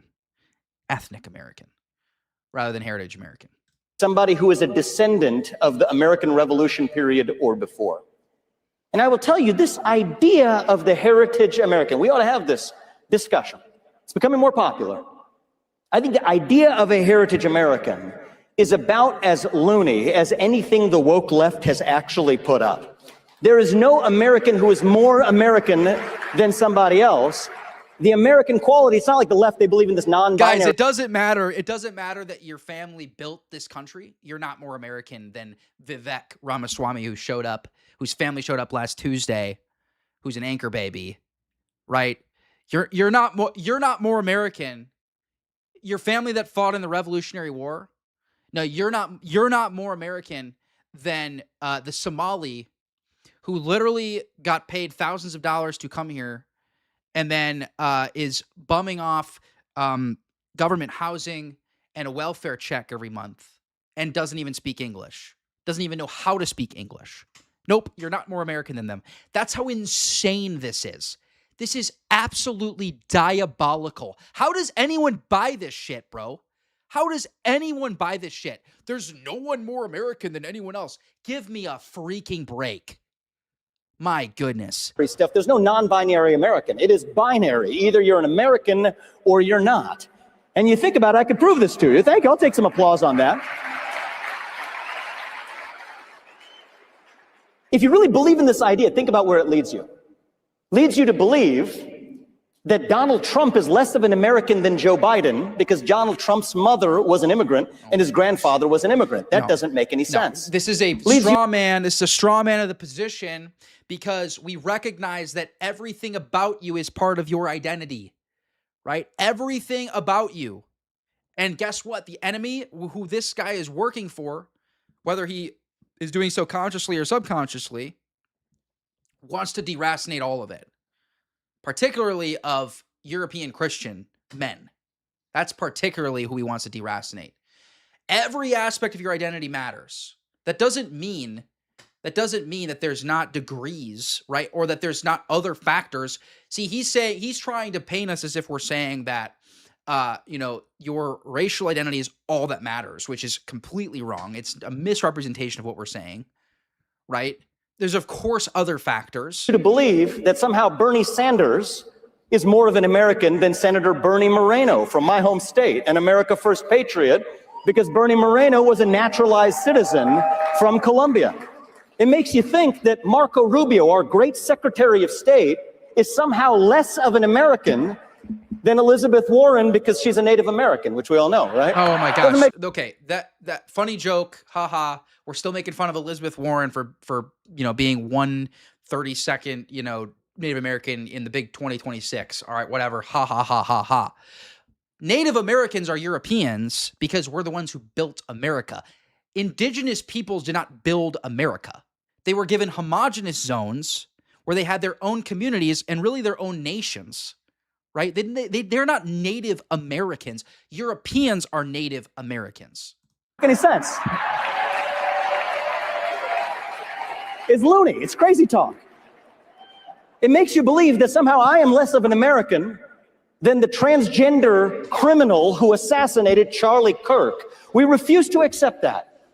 The idea that a heritage American is more American than another American is un-American at its core, and I will fight to the very end for that because that's we'll see about that, Vivek, when we get into some of the doctrines from the Immigration Acts and Naturalization Acts. What it means to be an American. We believe in ideals. That is who we are. America is not an idea. America has ideas. But we are a people. America is a people. What does it mean to be an American in the year 2026? It means we believe in those ideals of 1776. It means we believe in merit. What about the ideals of 1790, Vivek? What about the ideals of 1790? The Naturalization Act of 1790 that limited naturalization to Europeans. What about that? What about those ideals? That the best person gets the job regardless of their skin color. That you get ahead in this country, not on the color of your skin, but on the content of your character and your contributions. By the way, again, true to an extent, but let's think about this logically, right? Nepotism to an extent is a good thing, right? And we understand this at the family level, right? You are going to prioritize your own kin, right? In who you buy from, who you hire, who you support. That is true naturally. You are naturally inclined to be biased towards your own kin. So extending that to the nation, which is an ethnicity, is not wrong. There's nothing wrong with that. In fact, that is good. That is a good thing to do. It means we believe in the rule of law. And I say this as the proud son of legal immigrants to this country. That means your first act of entry. Illegal immigration. Guys, I support immigration as long as it's done legally. You just gotta come here the right way, bro. This country cannot break the law, and that is why we have sealed the southern border, and we will not apologize for it. Because a nation without borders is not a nation. What does it mean to be American? It means we believe in free speech and open debate, even for those who disagree with us. From Nick Fuentes to Jimmy Kimmel, you get to speak your mind in the open without the government censoring you. It means you go to a college campus, you speak without fear. That words are not violence, that violence is violence, and violence is never an acceptable response to words. That too is what it means to be a citizen of this country who believes in free speech in America. Yep, Val's cooking over here. Bro's a Hindu, immediately disqualifies him as being American. So true, King. Good to see you back here, It's bro. not just our constitutional principles. It also means that we believe in the culture that was born of those principles. It means we believe in accountability, that we're brave, that we're courageous, even heroic, when called upon to do what is right for our country in our hour of need. It means that as Americans, we take risks. Sometimes we fail, but we pick ourselves up and we take those risks again. Bro's rocking that like 1995 rhetoric, bro. That pull yourself up by your bootstraps. My goodness, bro. What are we doing here? I just want my country back, mate. Encounter hardship from time to time, but hardship is not the same thing as victimhood. It means that we are ambitious, that we're curious about landing on the moon to Mars, curious about the world around us as our founding fathers were, still believing that it is our manifest destiny to lead it and our duty to die for that country if we are called to do so. That is what it means to be a citizen of this country. There are those who are skeptical of this vision of America, those who are skeptical of the American dream, especially young people, and I hear you on that. We'll come to that in a second.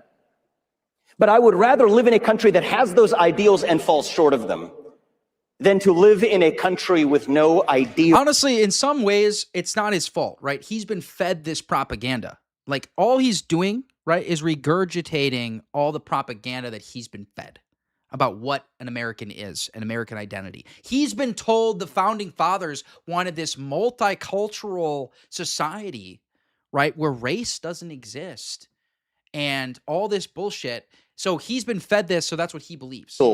At all. See, the left has preached to us for a long time that our diversity is our strength. No, sorry, our diversity is not our strength. The online comment threads of Twitter might preach that our lineage is our strength. No, I'm so true. So true, King. Our lineage is our strength. sorry, our lineage is not our Everyone should be, they should honor their lineage. It doesn't matter what your lineage is. You should find those that were honorable in it, and you should try to emulate them. You should sanctify your lineage. Every single person, every human being on the face of the earth should do that. Goodness, every nation would be a freaking paradise. It'd be a paradise if you honored if everyone honored their own lineage, they protected it. They protected their kin. And they tried to sanctify their family line. Gosh, my goodness, man. Every nation would be great. strength. Our true strength is what unites us across that diversity and through that lineage. That is what makes this country more distinctive than any other country on planet Earth. It is what makes American exceptionalism possible. And Ronald Reagan understood this. Then why are Europeans told the same bullshit, bro? Why are Europeans told this same shit? Why is it only white majority nations that are told this? If America's the exception, then why are the Europeans fed the same garbage? The same multiculturalism garbage, the same race-blind garbage. Why is it nobody else is being fed that stuff? Huh? No one in Nigeria is being fed that stuff. Nobody in Ethiopia is being fed that stuff. Okay, they kind of are in Japan a little bit, but Japan's kicking that shit to the curb with their new prime minister. My goodness, she's cooking. She is freaking based. We need someone like her leading our country. And I say, listen, I say that as someone who doesn't want women in politics. She might be one of the best world leaders. Her, Nayib Bukele, like, these are some of the best world leaders in the world right now. He famously said, you could go to Italy, but you would never be an Italian. Yeah, this is You can move to Germany, but you would never be a German. You could pack your bags and live the rest of your life in China or Japan. You would never be Chinese. Yeah, except this is, again, like I just said. So first of all, this was subversive from Reagan. Reagan was one of the most subversive presidents in American history. Okay, he ushered in no-fault divorce. He ushered in amnesty for illegals. Everyone freaks out about the gun control thing. Guys, I'm not going to lie to you. Hot take. I don't care about gun control that much. Sorry. Till we fix demographics, I don't care about it that much. Do we really want these migrants that are coming here to have full access to whatever weapons they want? Is that really what we want, guys? Like, background checks for weapons, not a big deal. I think that's probably a good thing, right? So everybody freaks out about Reagan with his gun control stuff. That, to me, is not a big deal. To me, it's the no-fault divorce, it's the amnesty for illegals, and it's this bullshit of, oh, you can go to France, but you're not a Frenchman. You can go to Germany and not be a German, but anyone can come to America and be an American. Bro, then why now, 40, 50 years later, the Europeans are being fed the same garbage? You can be from anywhere and go to Germany and be called German. Right? They're being fed the same garbage. It's just anti-white propaganda. That's all it is. Or Japanese. But you can come from any one of those countries to the United States of America, and you can still be an American, so long as you pledge allegiance to the ideals in that flag. So long as you work hard, you play by the rules, you make your contributions, obtain your citizenship, you are every bit an American as somebody who descended from the Mayflower. It is called the American dream for a reason. There is no Canadian dream. There is no British dream. It sounds kind of goofy to say it. There's no Chinese dream. Okay, is anyone buying this shit, bro? Like, is anybody buying this? Like, there's just no way. Like, I feel like the only way you're buying this is if you haven't heard our position. Like, I would shred this dude in a debate, bro. I would absolutely shred him. bringing up American history and founding fathers quotes and Teddy Roosevelt, all this shit, bro. It'd be so cooked. American dream that makes American exceptionalism possible. And the answer of what it means to be a conservative, this is what it's up to us to answer. It is a fork in the road for the future of the conservative movement right now. What does it mean to be a conservative? It means we conserve those ideals that define our country. And now is a moment, a time for choosing in the future of our conservative movement, to determine with clarity who's actually on that team of conserving the ideals versus who actually is not. If you believe that boys should compete with girls in girls' sports, I'm sorry, you're not on the team. Here we go. Here we go with more of this. And this transgender surgeries. Can you believe the left thinks that boys can be girls?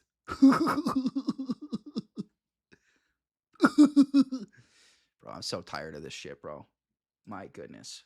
Who gives a shit, bro? We're so far gone if we got to have that debate. We are so far freaking gone. There's so many things we got to deal with. This is why I don't debate the transgender issue or the abortion issue really that much, bro. You're telling me I got to talk to somebody who thinks we should mutilate children and who wants to sacrifice their babies to Moloch? You want me to have a conversation with that person? Are you out of your freaking mind? Does that sound like somebody who would be reasonable to have dialogue with? Someone who literally wants to mutilate children and sacrifice their babies to Moloch over an inconvenience. That's who you want me to have a dialogue with. Are you out of your freaking mind? Do you think that person is at all reasonable? Can be reasoned with at all? Or does that person need to be steamrolled?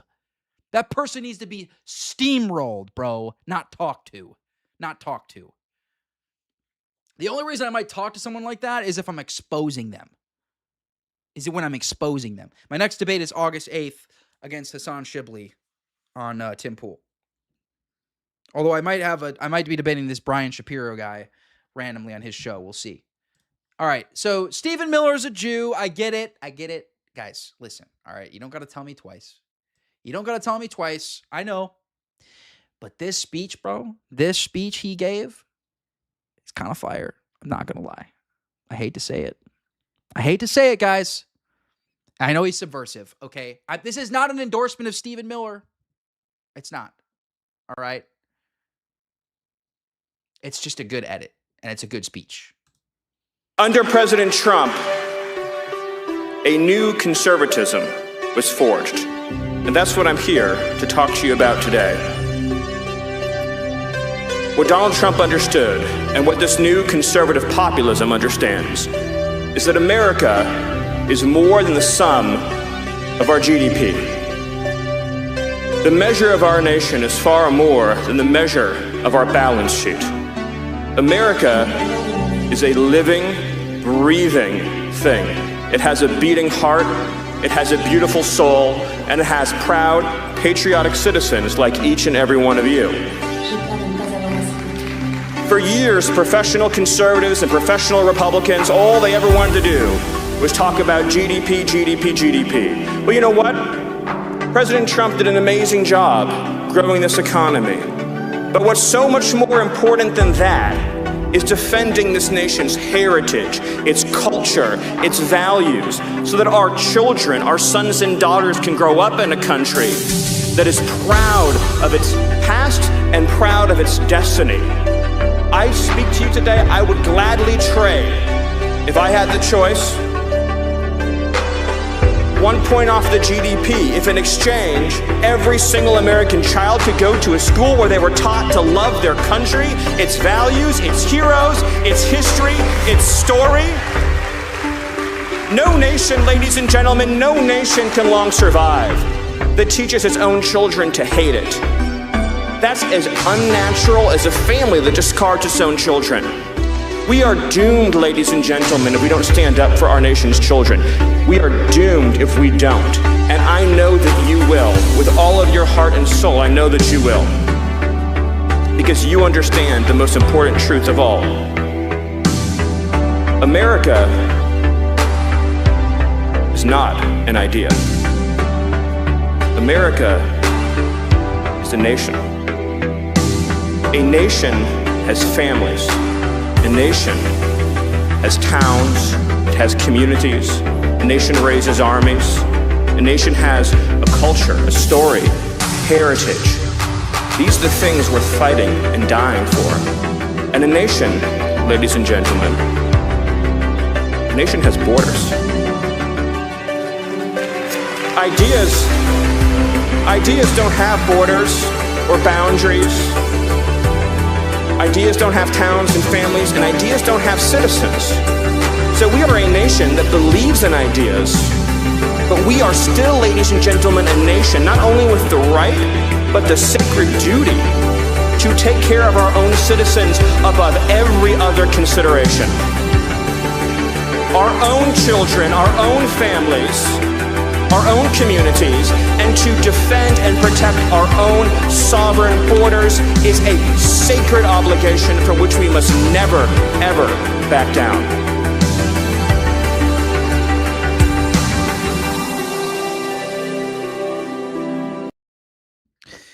Oh, yeah. Doesn't that just make you feel something in your soul, American? American man, does that not make you feel something in your soul? Gosh. Hey, it's a good speech. I got to give credit where credit is due, man. I got to give credit where credit is due. We can acknowledge the subversion. We can acknowledge the subversion and still give credit where credit is due. What a remarkable speech. And white pilling because we had to listen to Vivek Ramaswamy lecture us about what it means to be an American for the last hour or so. Sorry I put you guys through that. And then I had to make you watch a Jew instead. So sorry about that. Guys, I know. So today, so far, I've made you watch an Indian and then a Jew. So my bad. So now we got just a little bit of a clip here from a cold-blooded American, Pat Buchanan, and this brief interview here, which I find to be pretty good here, and I like how he kind of summarizes things in this interview.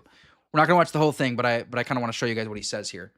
Recently wrote an article, and you started off this article quoting another author. And the first question that was posed was, is white the new black? And then you sort of talked about the Tea Party movement and said that the Tea Party movement has taken on a separate identity, an identity of its own. Could you sort of tie these things together? Why pose this question, is white the new black, and then talk about the Tea Party movement? What is the connection there? Well, Is White the New Black was a subheadline on a piece in the New Yorker magazine, which said that a lot of commentators were pointing out that the Tea Party movement was predominantly a white movement. And they were saying, in effect, that because it was predominantly white, therefore there was something inherently wrong with it. Sound familiar? You guys know how often we hear this shit? Can you imagine that in any other country, bro? Oh, this political party in Nigeria, it's mostly Nigerians. Oh, no. Like, bro, what are we talking about here? Like, that America is primarily European. Why is that a bad thing if something is primarily European? That's his point. And what I was arguing in that piece, and I've argued subsequently, is there's no doubt about it that basically native-born Americans of European descent are the ones who are really angriest, I think, at the enormous numbers of illegal aliens marching into the country, many, if not most of them, from the third world, changing the character and composition of their country, and eventually voting them out of power. But you also, go on to define ethno-nationalism, and you say that this is more powerful than communism, than fascism, than democracy. So what is it that you're getting at here? Ethno-nationalism, which is the desire of peoples to break away from other peoples and establish their own nation with their own culture and language and religion. They all prevail, and they themselves rule virtually to the exclusion of others. But what relevance does it have today, in the America that we're living in today? That America is breaking down as a nation into enclaves ethnic enclaves, religious, political, and even racial enclaves. Yeah, what so it says is what he's talking about is how, what I was saying earlier, how people are self-segregating. As you become more diverse and multicultural, what ends up happening is everyone just self-segregates. They just go into their little pockets. That's why you have Dearborn, Michigan, right? That's why you have like whole towns in Texas that are like a bunch of Hindu Indians, right? And that's like it. That's why you have whole towns in Minnesota that are all Somali Muslims, right? That's what ends up happening, right? Multiculturalism doesn't actually exist. It doesn't actually exist. It's impossible. America risks the same thing that happened to the Soviet Union in 1991, where it scattered and flew apart into 15 nations based primarily on what? Ethnicity. Lithuanians, Latvians, Estonians, Ukrainians, Georgians. And this, I think, is the great threat to all the multinational, multi-ethnic nations around the world. By 2050, there are going to be between 100 million and 135 million Hispanics in the United States, heavily concentrated in the American Southwest. Politically, it'll probably remain part of the United States. Ethnically, culturally, linguistically, I think it could very well be as much a part of Mexico as of the United States. Native-born Americans who are white and African American are leaving California. And I think what you've got happening, I believe, is creations of these enclaves, which are basically, we're going to cease to be a nation and become more, I think, of an internal empire, like the old Roman Empire or the Habsburg Empire, which ruled over Croatians and Serbs and Czechs and Poles, as well as Germans and Hungarians. I mean, a lot of experts would disagree and say a lot of the immigrants that are coming. Yeah, Garrett, are you talking about the Jewish community? Oh, yeah. Okay, yeah. Yeah, the Jewish community in New Jersey, too. Yeah, the Jews do the same thing. Coach Riano talks about this in For My Legionaries. He says that, like, all these other, basically, other Europeans that would immigrate to Romania, they would intermarry. They would adopt the Romanian culture, right? And the exception was the Jews. The Jews would come and they would not intermarry. They would only marry amongst themselves. They would set up their own, basically, tribe. And they would have merchants that were right next to all the Romanian merchants to try to put them out of business. And their tribe would fund those merchants so that they could have lower prices to put the Romanian ones out of business. So, like, yeah, it is the Jews do the same thing. It's basically everyone that's like not European does this shit, bro. They're all tribal like over this. here are trying to assimilate into the culture. They're trying to look for work. You know, they're doing a good thing by being here. They're assimilating into the economy, undeniably. But that's one thing between doing that and assimilating into the culture. The fastest growing radio and TV stations and newspapers in America are Hispanic. Now, folks come here and they don't learn the English language, and they don't immerse themselves in American culture, but bring their own culture and maintain it. How can you say we're fellow citizens if we can't even talk to each other? Well, what if they're trying to have it both ways? Great what point. if they're trying to assimilate, but also hold on to their roots, also hold on to their culture, and that could be a reflection of, like you said. Why can't they do it? If you're holding on to it, why are you coming here? If your culture is so great, live in your culture. That's the point. That's the entire point. Why are you coming here and not adopting our culture? Why are you basically admitting your culture is inferior and you're basically trying to hold on to it by coming here? All these Hispanic newspapers and TV stations growing. Well, that's what they're doing. And what I'm saying is, look, if we can't understand one another, half the people in Los Angeles County, which is 10 million people, half of them don't even speak English in their own home. How can you say we're one nation and one people the way we used to be, say, in 1960? If we're all speaking a different language? We're becoming a Tower of Babel, as in the Old Testament. Well, let's talk about Pat Buchanan was so locked in, man. This dude was so locked in. The Tower of Babel is what the saints reference when they're talking about this issue, by the way. They also reference Acts, I think it's 1738, where St. Paul talks about how the boundaries were basically predetermined by God, like where people shall live and things of that nature. Controversy, Texas. Sure. You think this was controversial? What, the immigration law? I mean, a lot of people would say, yeah, it was pretty controversial. Even the federal government is calling the law controversial, so I think that... The federal government ought to enforce the laws of the United States and they wouldn't have this problem. This is the problem in Arizona. It is Barack Obama and the government of the United States is refusing to enforce the immigration laws of the United States, and thus Texas and Arizona are taking basically the law into their own hands, writing laws that replicate federal law and enforcing them. That's all that's going on. But at the same time, how would you respond to the fact that violence at the border has actually been decreasing? They can't even use that as an argument to justify the law. But the point is that you've got 500,000 illegal aliens in Arizona, which is roughly the size of the Army of the United States of America.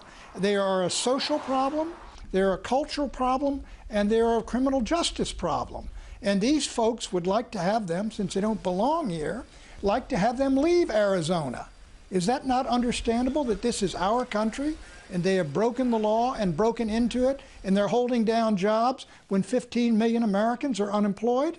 I know you're going to be just as passionate about this Texas controversy, changing the social studies and history curriculum there, sort of painting Senator Joe McCarthy in a more positive light, instead of calling it capitalism, calling it free enterprise. You sort of say, okay, so what's wrong with that? Well, look, capitalism was a term basically used by Marx and Engels to describe what was going on in the West. I think free enterprise is a far more accurate depiction of what goes on in the United States of America. I want to see if he gets in a cultural discohesion in that again. battle, there was, for example, Senator Goldwater. Media firestorm that occurred after those remarks. For whom the mortality rate, the death rate is rising in middle age. So you guys kind of see, though, like, the point is he actually understood the aspects of cultural discohesion that were problematic, right? And that's what makes him so unique, you know, in his understanding of the demographics issue in America, right? He understood that this transcends GDP. So real quick, I do want to tell you guys about the different laws. Actually, before I do that, I'm gonna run down the different immigration and naturalization laws for you guys, all the way up till 1965. But first, I got to shout out my underground canon, as always. You guys have been going crazy over here getting books from them, so thank you for that. Any books you guys get from Underground Canon, use code Ben. Use code Ben, it'll get you a discount. And I'm telling you right now, bro, they have so much good stuff here. And they got G.K. Chesterton. So if you like G.K. Chesterton, he's probably one of my favorite Catholics. The book Sword of Christ is excellent. You can get Sword of Christ. Sword of Christ is about, here, I'll show you guys on here. Basically, it's got an Orthodox cross on it. And by the way, it's an anonymous author. There's speculation that he might be Orthodox, but it's basically about like the passive Christianity, you know, the sort of like suicidal empathy Christianity that we've become. Yeah, Giga Chad says You Gentiles is very good. It's on here. I've never read it. But he says You Gentiles is excellent as well. You can get, guys, there's a book on here that, let's see if it's available. Hang on a second. Let me see if it's available. If it's available right now, you guys are going to be the first to see it. Let me see here in a second. I don't want to tell you what it is. I don't want to tell you what it is yet. Let me see if he's got it on here yet. If he's not on today, nope, it's not on yet. There's a book dropping that I know you guys are going to be. It's something that you guys are all familiar with. And you can't get it on hard copy anywhere. And I got him to get hard copy. And it's going to be dropping. I'll post it on my Instagram, or on my Thursday stream, I'll talk about it. But yeah, go check out undergroundcanon.com, guys. Undergroundcanon.com/Ben. And then, like I said, use code Ben for a discount. He's got all kinds of stuff on here, guys. Like I said, he's got G.K. Chesterton on here. You can read about the enemy. You can read from Lenin. You can read Marx. He's basically got all of the stuff that you can't get anywhere else. Decline of the West is the book we're going through in my group chat on. He's getting Jesus in the Talmud. Jesus in the Talmud is going to be on here soon. He's got Jared Taylor on here. Guys, I don't endorse everything on here, obviously. Obviously, I don't endorse everything on here. There's literally communist literature. But there's a lot of good stuff. So go check it out. Undergroundcanon.com/Ben, and then use code Ben for a discount.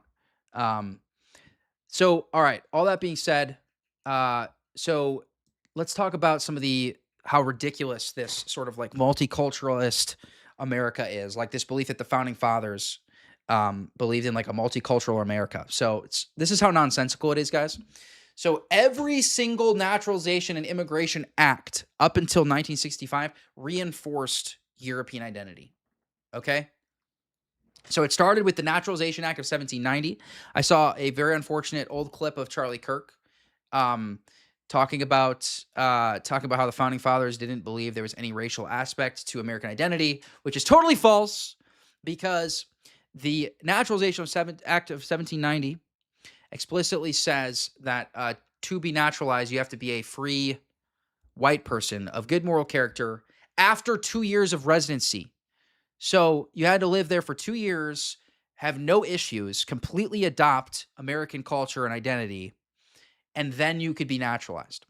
The Naturalization Act of 1795 extended this to 5 years plus a 3-year declaration of intent, maintaining, again, the European identity, required European identity to be naturalized as an American citizen.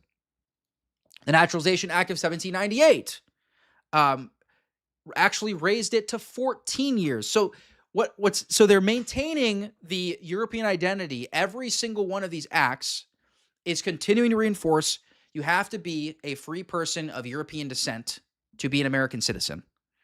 And it just keeps extending how long you have to live here, even if you do meet that requirement. So we went from first 2 years in the Naturalization Act of 1790.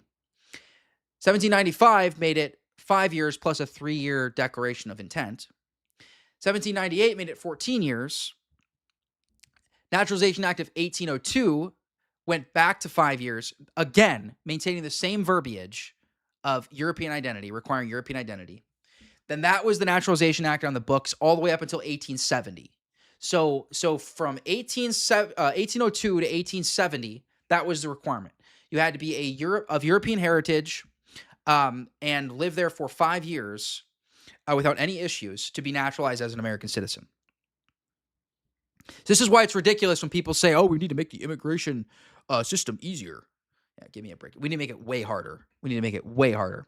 Then in 1870, Naturalization Act of 1870 extended it to, of course, the descendants of the slaves, the persons of African nativity and descent. So it's still white persons plus those of African descent, which is why I say that Black Americans are ethnic Americans. There is a Black ethnicity in America. Black Americans have a unique ethnic identity. And again, the free white persons clause, the European identity, was still reinforced even in the 1870 Act. So now it was white and black, right? That was what naturalization was limited to. Then we fast forward 1875, a couple years later. This one specifically clarified and it prohibited Chinese contract laborers, right? So a couple years later, 5 years after, now they passed a act that prohibited Chinese contract laborers from naturalization, right? And by the way, we're talking about a tiny, tiny portion of the population that was Chinese at that time anyway. People always like, oh, what about the Chinese railroad workers, bro? We're talking about like a fraction of a percent of the population. Whereas like the Black population always made up a substantial number. That's why we would say that they have their own ethnicity, right? Because from the beginning, they always made up a substantial portion of the population. Again, Chinese Exclusion Act of 1882 suspended Chinese labor immigration for 10 years and barred Chinese from naturalization. That was the law on the books during Teddy Roosevelt's presidency, guys. Remember how we talked about Teddy earlier? That was the law on the books for his whole presidency. Basically, naturalization was limited to ethnic Americans of European or African descent. That was who was considered American or who could be American. That was who it was limited to. Immigration Act of 1917 imposed a literacy test. So you had to be literate, particularly in the English language, right? This was particularly because we had this boost of Southern and Eastern Europeans coming here, which, by the way, there was Supreme Court decisions that determined that they did meet that requirement of being a free white person, right? So the Supreme Court determined that, yes, Eastern and Southern Europeans are white, right, around this same time. And it excluded immigrants from Asia and parts of the Middle East. This is the Immigration Act of 1917. Emergency Quota Act of 1921. So even despite all of these measures, they were still concerned about cultural discohesion, so they implemented a quota system. So 3% of each nationality's foreign-born population in the U.S. per the 1910 census. So basically they took the percentage based on the 1910 census and said, hey, we're limiting immigration to this amount of people. They basically set a quota for each nationality that they were bringing in. Again, limited to Europeans. That's it. Only Europeans. Nobody else. Immigration Act of 1924 established permanent national origins quota systems. So this got solidified again in 1924. So basically in 1917, 1924 is when you have the quota systems being put into place. Guys, we're into the mid 1900s now. So we went all the way from the 1790 Naturalization Act. We're now in the 1924 Immigration Act, and it's still reinforcing European identity, European immigration. That is the demographic that built this country. Finally, the Immigration and Nationality Act of 1952 consolidated all prior laws, retained and slightly revised national origins quotas, still allocating roughly 85% to Northern and Western Europe. So the Immigration and Nationality Act of 1952 allocated 85% of immigration to Northern and Western Europe. Ended blanket Asian exclusion with tiny quotas. So it granted some very small quotas to Asian immigrants. And then finally, Hart-Celler, the old Roman Catholic plus Jew collusion. The bill was authored by a Roman Catholic and a Jew. Released all the prior quotas. And that's how we get cultural discohesion, a multicultural hellhole that we're living in today. When I go to freaking Costco and I feel like I just walked into Dolly? Whatever. Some brown city. I don't know. That's where I feel like I walked into if I go to Costco. So anyways, that being said, here we are. And as I've said, guys, listen, the Naturalization Act, the Immigration Act of 1965 came right after the book, right? The book, Nation of Immigrants, right? That was not written by JFK, right? It was actually attributed to him after his death, but it was pushed by the ADL, the Anti-Defamation League, right? And so that's where we get this idea, Nation of Immigrants. It comes from basically a propaganda campaign by the Anti-Defamation League.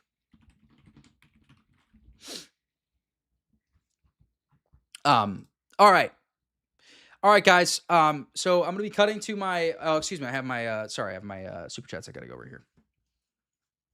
So you're a Mets fan from Minnesota. I am not a Mets fan, but I admire your dedication. Thank you, Orthodox. Do you have a lisp or something? Why is it spelled like that? For the jewels. Thank you, Akathis, for the membership. Majority were Trinitarians. I think 9 of the 56 Declaration of Independence were Masons. Yeah, that sounds about right. All right, so I'm going to be cutting to my members-only live stream, guys. So if you're interested in, I have some good stuff for you today. I have some good stuff for my members today. I have a whole paper I want to show you guys. We're not going to go through the whole paper, but I do want to show you a paper on ethno-nationalism written by an Orthodox writer. So if you're interested in being a member, you can sign up for memberships to support me monthly. I think I have it set to $5.99 a month. So it's not much, but you can support me monthly, and I do members-only live streams at the end of every stream I do. Let me go ahead and set the timer here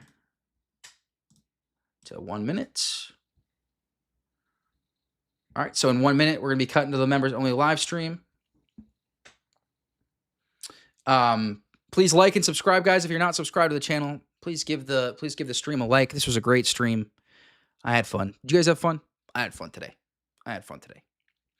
We cooked old Vivek. Also, give me a follow over on Instagram and Twitter. Real Ben Michael is my handle everywhere. I'm most active on Instagram. I post every day on Instagram, pretty much. So head over there. I'll be live again on Thursday at 2 o'clock Eastern. I'm live usually if I have a full week. I should have a full week of streaming this week. So I should be live Tuesday, Thursday, Saturday at 2 o'clock Eastern. That's my normal schedule. So I will be live on Thursday. Happy belated 250th anniversary. Thanks, guys, for tuning in. I'll see my members over on the members stream. Thanks.